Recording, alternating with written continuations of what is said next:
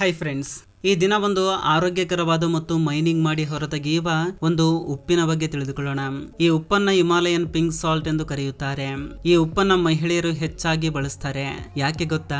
ಈ ಉಪ್ಪು ನಮ್ಮ ಭಾರತ ದೇಶದಿಂದ ಅಲ್ಲದೆ ಪಾಕಿಸ್ತಾನದಿಂದ ಬರುತ್ತೆ. ಆದ್ರೆ ಈ ಉಪ್ಪನ್ನ ಎಲ್ಲಿಂದ ತೆಗೆಯುತ್ತಾರೆ, ಹಾಗೆ ಇದನ್ನ ಯಾವ ರೀತಿಯಲ್ಲಿ ತಯಾರು ಮಾಡ್ತಾರೆ, ಹಾಗೆ ಇದರ ಉಪಯೋಗವೇನು ತಿಳಿದುಕೊಳ್ಳೋಣ. ಈ ಉಪ್ಪನ್ನ ನೀರಿನಿಂದ ಅಲ್ಲದೆ ಪರ್ವತದ ಗರ್ಭದಿಂದ ಹೊರತೆಗೆಯಲಾಗುತ್ತೆ. ಅಂದ್ರೆ ಮೈನಿಂಗ್ ಮಾಡಿ ಇದನ್ನ ಹೊರತೆಗೆಯಲಾಗುತ್ತೆ. ಹಬ್ಬದ ದಿನಗಳಲ್ಲಿ ಈ ಉಪ್ಪನ್ನ ಹೆಚ್ಚಾಗಿ ತಿನ್ನುತ್ತಾರೆ. ಭಕ್ತಿಯಿಂದ ಜನರು ಉಪವಾಸ ಇದ್ದಾಗ ಹೆಚ್ಚಾಗಿ ಈ ಪಿಂಕ್ ಸಾಲ್ಟ್ ನ ತಿನ್ಲಿಕ್ಕೆ ಹೆಚ್ಚಾಗಿ ಇಷ್ಟಪಡ್ತಾರೆ. ಈ ಉಪ್ಪಿನ ಬಗ್ಗೆ ಹೇಳಬೇಕು ಅಂದ್ರೆ ಇದು ಮಾತ್ರವೇ ಶುದ್ಧವಾದ ಉಪ್ಪು ಎಂದು ಸಾಬೀತುಪಡಿಸಲಾಗಿದೆ. ಈ ಉಪ್ಪನ್ನ ಮಹಿಳೆಯರು ಮಾತ್ರವೇ ಉಪಯೋಗಿಸಲು ಕಾರಣವೇನು ಅಂದ್ರೆ ಅವರು ಮಾಡುವ ಉಪವಾಸ ವ್ರತಗಳಿಗೆ ಆಚಾರ ಸಂಪ್ರದಾಯದ ಪರವಾಗಿ ಈ ಉಪ್ಪು ಎಷ್ಟೋ ಉಪಯೋಗಕರವಾಗಿ ಇರುತ್ತೆ ಎಂದು ಅವರ ನಂಬಿಕೆ. ಹಾಗೆ ಈ ಉಪ್ಪು ಆಯುರ್ವೇದದ ಮೆಡಿಸಿನ್ಸ್ಗೂ ಕೂಡ ತುಂಬಾ ಚೆನ್ನಾಗಿ ಉಪಯೋಗವಾಗುತ್ತೆ. ಈ ಉಪ್ಪನ್ನ ಸಾಮಾನ್ಯ ಉಪ್ಪಿಗೆ ಹೋಲಿಕೆ ಮಾಡಿ ನೋಡಿದ್ರೆ ತುಂಬಾ ಡಿಫ್ರೆಂಟ್ ಆಗಿರುತ್ತೆ. ಅದಕ್ಕೆ ಇದನ್ನ ಪ್ರತ್ಯೇಕವಾಗಿ ಕಂಡುಕೊಂಡಿದ್ದಾರೆ. ಈ ವಿಡಿಯೋದಲ್ಲಿ ಈ ಉಪ್ಪನ್ನ ಹೇಗೆ ತಯಾರು ಮಾಡ್ತಾರೆ, ಹಾಗೆ ಉಪ್ಪಿನಿಂದ ಸಿಗುವ ಉಪಯೋಗಗಳ ಬಗ್ಗೆ ತಿಳಿದುಕೊಳ್ಳೋಣ ಬನ್ನಿ. ಈ ವಿಡಿಯೋ ತುಂಬಾ ಇಂಟ್ರೆಸ್ಟಿಂಗ್ ಆಗಿರುತ್ತೆ. ಈ ವಿಡಿಯೋವನ್ನ ಕೊನೆ ತನಕ ನೋಡಿ.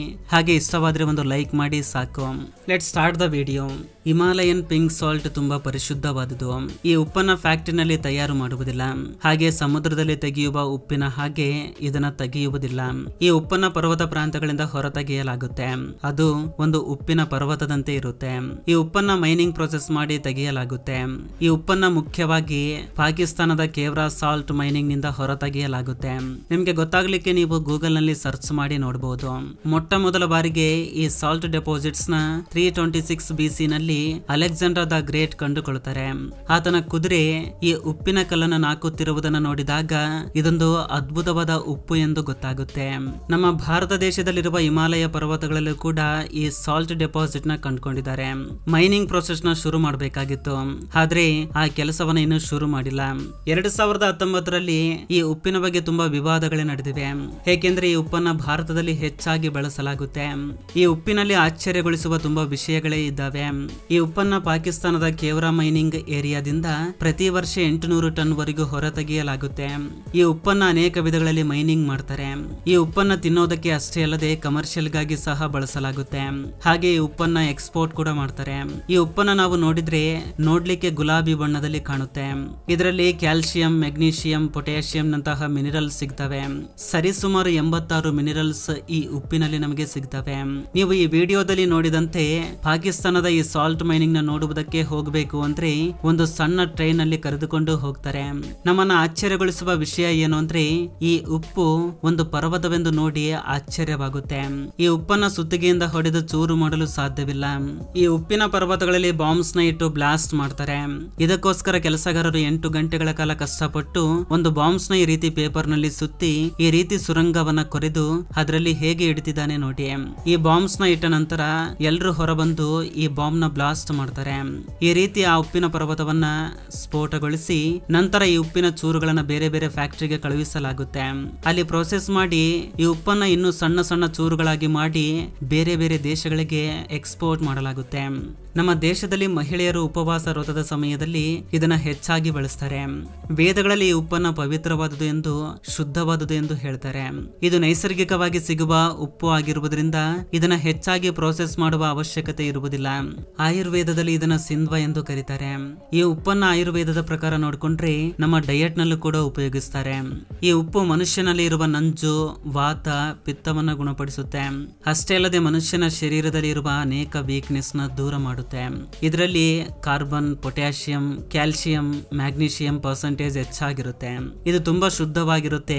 ಅದಕ್ಕೆ ಇದನ್ನ ಹಬ್ಬಗಳಲ್ಲಿ, ವ್ರತಗಳಲ್ಲಿ ಉಪಯೋಗಿಸ್ತಾರೆ. ನೀವು ದಿನಾಲು ವೈಟ್ ಸಾಲ್ಟ್ ನ ಬಿಟ್ಟು ಈ ಉಪ್ಪನ್ನ ತಿಂದರೆ ಡೈಜೆಷನ್ ಪ್ರಾಬ್ಲಮ್ಸ್ ನ ಗುಣಪಡಿಸುತ್ತೆ.